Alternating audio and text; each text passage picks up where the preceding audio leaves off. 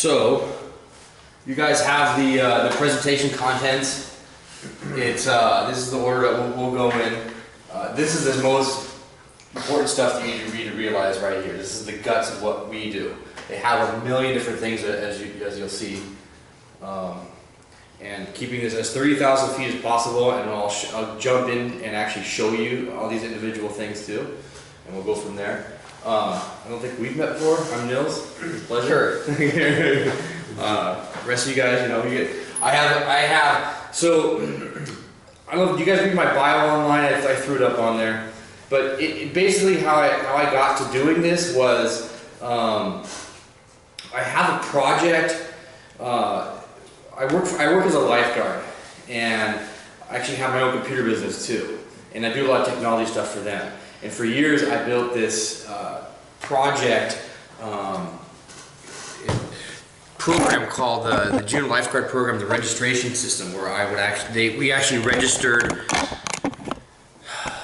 3,800 kids this last year. 3,000 kids were, 2,500, 3,000 kids were returning, and the rest were all new. And there's a ton of different business rules.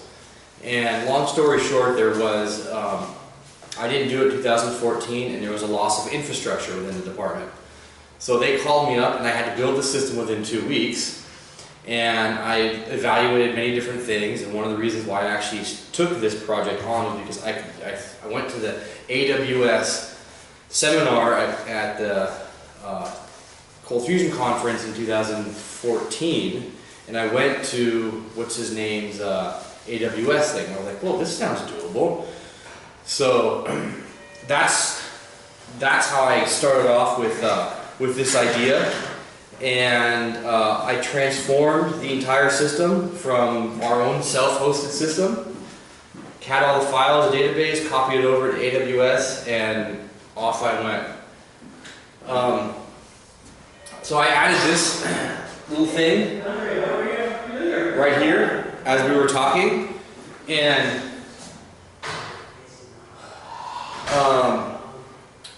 you know, I did this like in 20 minutes. I threw this up together just kind of so you understand the implications of going to an AWS cloud-based system, right? So you have a hosted system where you can get your own server from like HostTech, for instance. You guys are all familiar with that, right? You can rent your own server. It's a virtual server. It's almost identically the same thing. And then you can have, hey, how you doing? And then you have your shared hosting. So for $5 a month, you can get your website. You don't have any access to the server itself. It's just your website. You get your email services, and you get disk space. And of course, your self-hosting, which you guys were talking about earlier, which is actually phenomenal.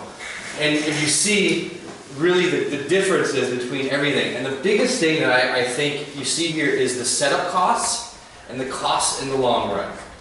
You have a huge cost for setup, but then after that, it just goes down because everything's kind of set up for you ready. And you only pay for what you use in Amazon Web Services. Okay. Now, we'll get to another slide about what I mean by that. And pay for what you use. They charge you for everything that you use, everything. But it's very cheap. This is what you get. They have Orbitera. Adobe does not actually provide you a ColdFusion server. They go through a private company called Orbitera, and they provide a Windows or Linux-based CF server. There's no Lucy server, there's no Rilo server. This is important. You're trading capital expense for variable expense. The next slide will show that. And what you're getting is a vanilla OS, completely cleaned, with a vanilla ColdFusion. You can just get a regular old OS, a Windows OS on there, or Linux, and then bring your own license over. It's your server. 100% your server. They do no maintenance for you, they do no security patches for you, they do nothing for you. It is your server. It is as if you own it because you own it. Okay, there's no like firewalls they put up for you, there's no something outside. You're responsible for everything. It's your infrastructure that you're building. So this is a really good slide. It's something I really realized about a week and a half into the building this project. Like I said, it took about two weeks to do. In a traditional model, you have to build out to your highest capacity, and then you never use that. So you're only using it at your peak times, right? But AWS will automatically scale according to your needs. If you have a high peak demand, it'll go up. You can add more servers online, add more bandwidth. Bandwidth is actually all taken care of for you, but you pay for the bandwidth.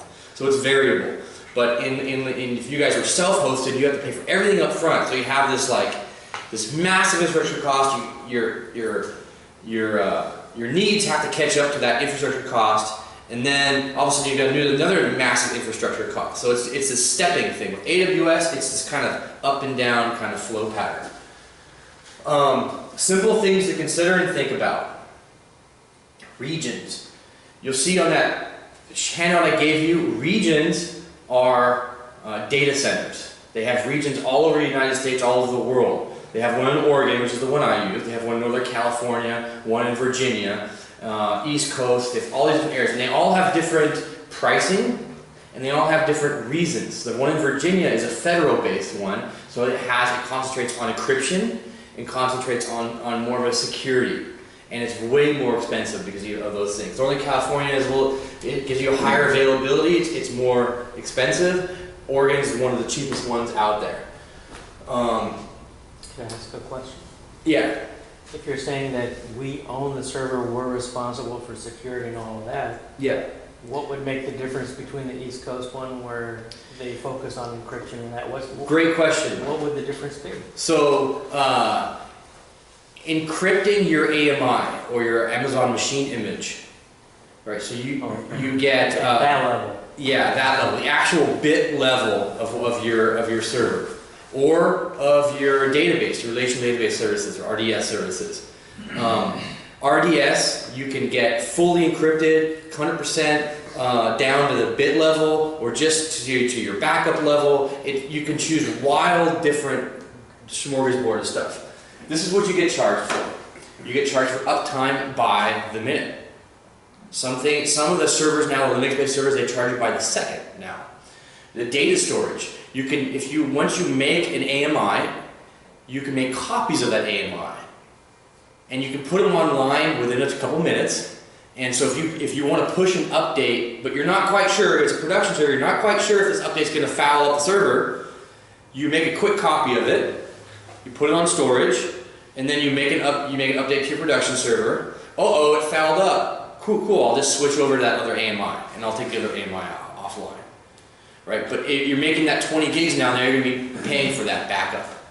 Right, so you can have literally stepped up different versions of each servers and whatever else. Inputs, inputs to outputs are called I/O, and it's very important in the database, in the RDS world, because you're actually paying for the I/O, input and output. How many puts and grabs is what you're paying for. Also the S3 as well. Anytime you access something, request is a charge, and the return is a charge. So in and out is a charge. The time of network emails, you get the first 10,000 emails for free. After that, they start charging you. There's different types of emails that they'll charge you for. The monitoring, you can do monitoring on everything. On your load balancer, on your EC2. EC2 is your actual server. And your RDS services, everything you can get monitoring. They'll charge you for it, but it's there. Help.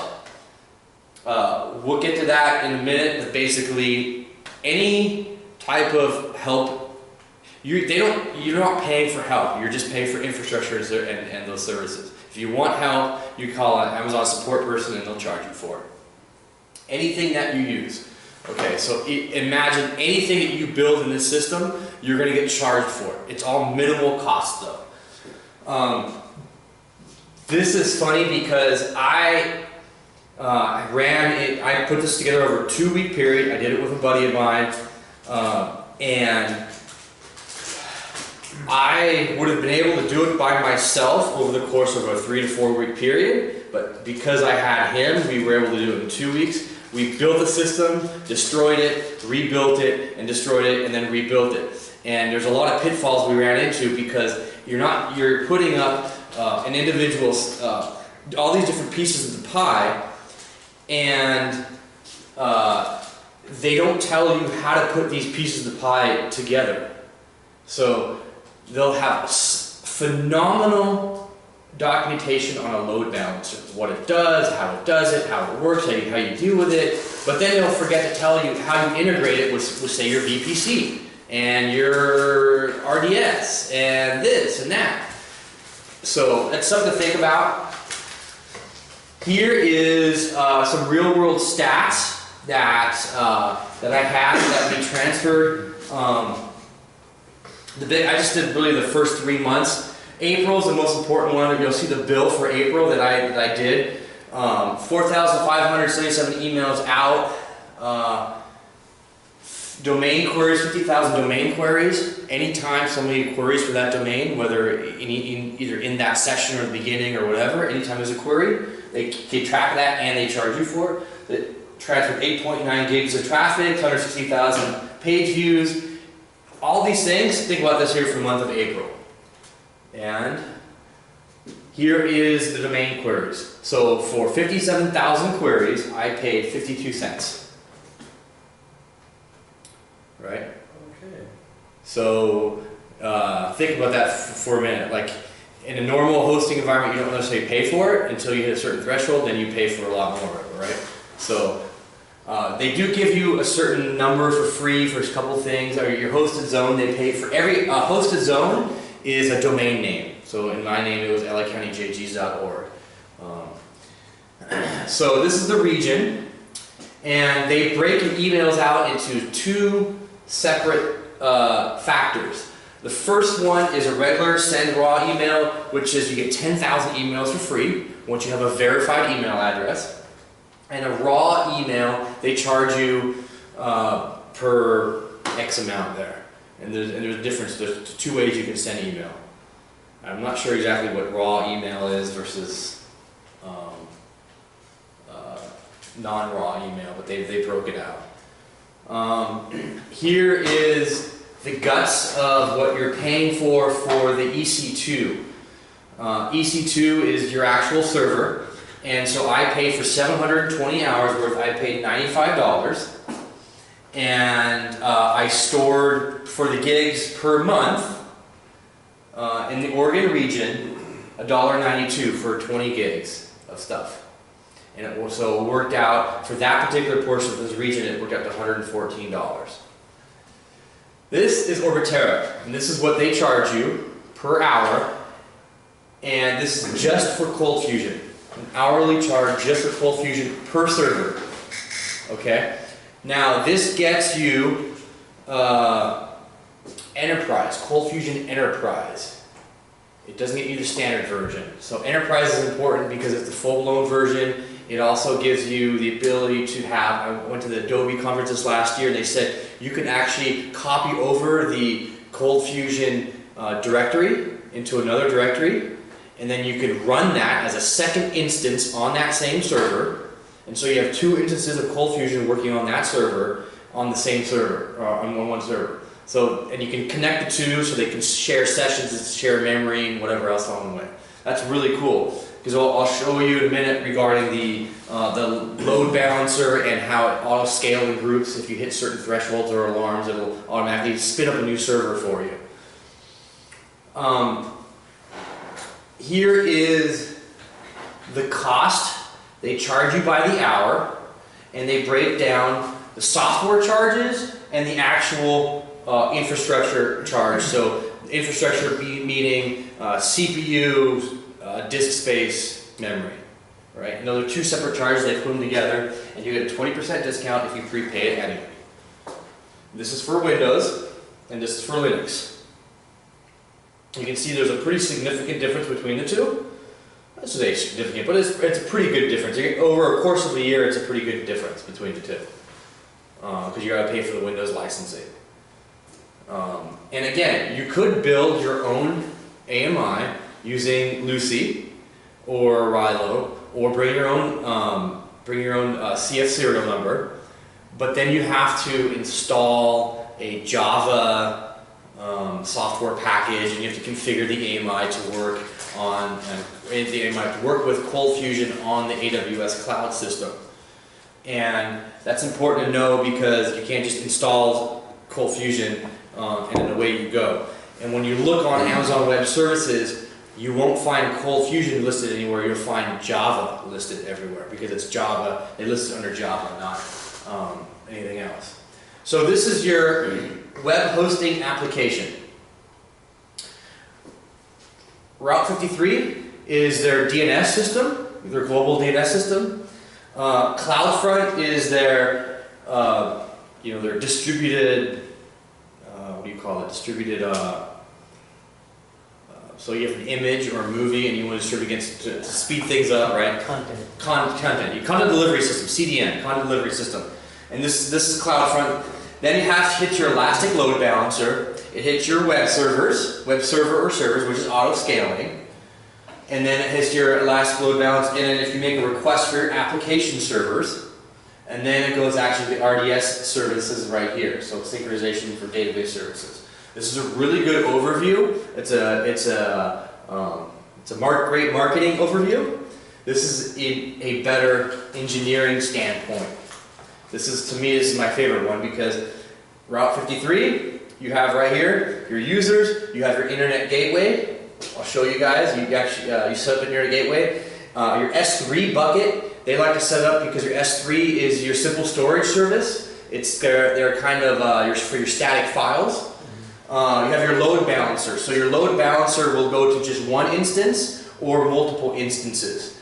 And this is within an auto scaling group. And this auto scaling group, you can set up alarms. If server 1 hits a CPU capacity of 50% for say 5 minutes, go ahead and spin up a second server, and it'll come online within this group here, and the load balancer will automatically recognize that, do the sessions, and then when that threshold goes down below 50% for 5 minutes, or whatever you have for 2 minutes, or whatever it is, whatever that alarm you have, it'll turn off this instance and put all these sessions back into this particular one right here.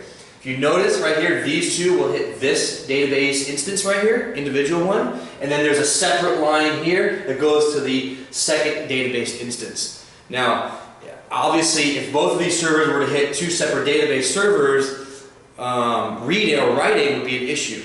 So you set up this completely differently as you would this. These are basically virtual copies of each other. These will depend upon what you want. This one will just do reading, or this one will just do writing, or just whatever you want to have it set up for. It's completely configurable. And you'll see here the availability zone. Availability zone A, availability zone B. So this AWS is within a region, and this region, and you create your own VPC right here. This is your VPC. VPC stands for your Virtual Private Cloud. Okay, and your VPC is very, very important. It's actually your cloud, your physical cloud that you create. So here are the 6 steps that you need. 6 simple steps for creating a website or your application service, web application. Create a bucket. I didn't do that. You guys still need to do that if you don't want to. Create an application server, which is your EC2, depending on the software package you want to talk. Create a database server. Connect the two together. Deploy an app. So you put your ColdFusion files or web files, whatever you want on your EC2 AMI.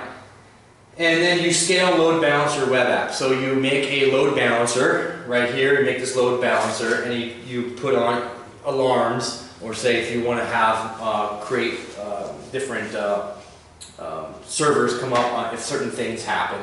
And then, of course, the last thing you do is associate your domain name right here, Route 53, and this pushes it to the internet gateway. So this is what it looks like when you first log in. It looks daunting and large and overwhelming and like, wow, there's a lot of stuff here. And there's a ton of stuff here. This has gotten bigger since I used it a year ago. And in fact, a couple of weeks ago, they added a couple of new things. But all you're really interested in are these things right here.